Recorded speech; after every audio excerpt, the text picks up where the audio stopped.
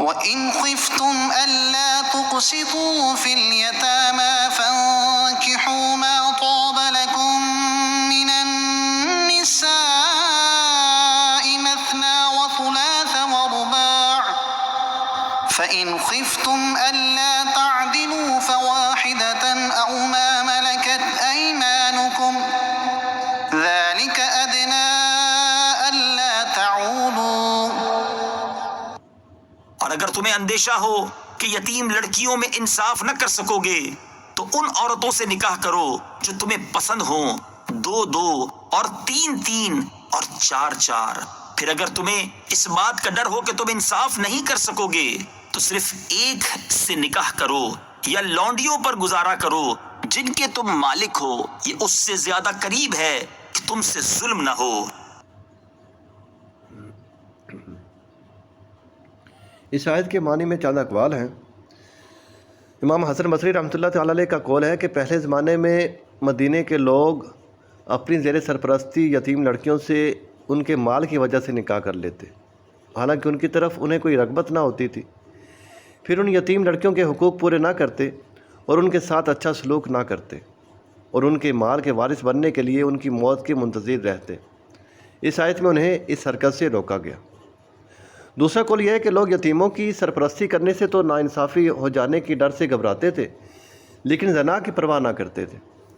انہیں بتایا گیا کہ اگر تم ناانصافی کے اندیشے سے یتیموں کی سرپرستی سے گریز کرتے ہو تو زنا سے بھی خوف کرو، اور اس سے بچنے کے لیے جو عورتیں تمہارے لیے حلال ہیں ان سے نکاح کرو اور حرام کے قریب مت جاؤ۔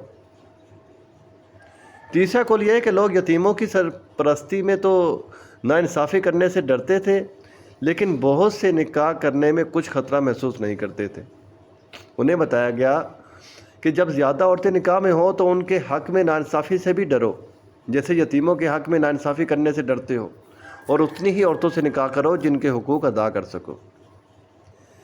حضرت اکرمہ رضی اللہ تعالیٰ عنہ نے حضرت عبداللہ ابن عباس رضی اللہ تعالیٰ عنہما سے روایت کیا کہ قریش 10 بلکہ اس سے زیادہ عورتیں کرتے تھے، اور جب ان کا بوجھ نہ اٹھا سکتے تو جو یتیم لڑکیاں ان کی سرپرستی میں ہوتی ان کے مال خرچ کر ڈالتے۔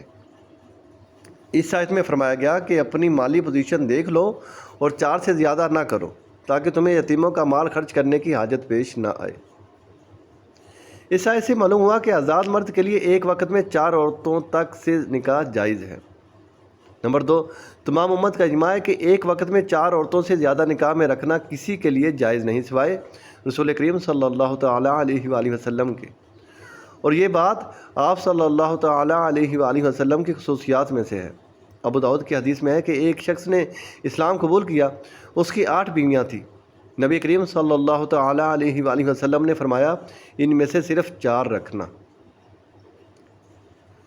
فَإِنْ خِفْتُمْ أَلَّا تَعْدِلُوا، پھر اگر تمہیں عدل نہ کر سکنے کا ڈر ہو۔ آیت میں 4 تک شادیاں کرنے کی اجازت دی گئی ہے، لیکن اس کے ساتھ ہی فرمایا کہ اگر تمہیں اس بات کا ڈر ہو کہ ایک سے زیادہ شادیاں کرنے کی صورت میں سب کے درمیان عدل نہیں کر سکو گے تو صرف ایک سے شادی کرو۔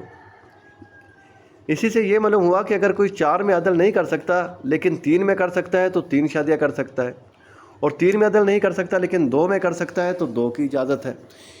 یہ بھی معلوم ہوا کہ بیویوں کے درمیان عدل کرنا فرض ہے، اس میں نئی پرانی کنواری یا دوسرے کی متعلقہ بیوہ سب برابر ہے۔ یہ عدل لباس میں، کھانے پینے میں، رہنے کی جگہ میں اور رات کو ساتھ رہنے میں لازم ہے۔ ان امور میں سب کے ساتھ یکساں سلوک ہو۔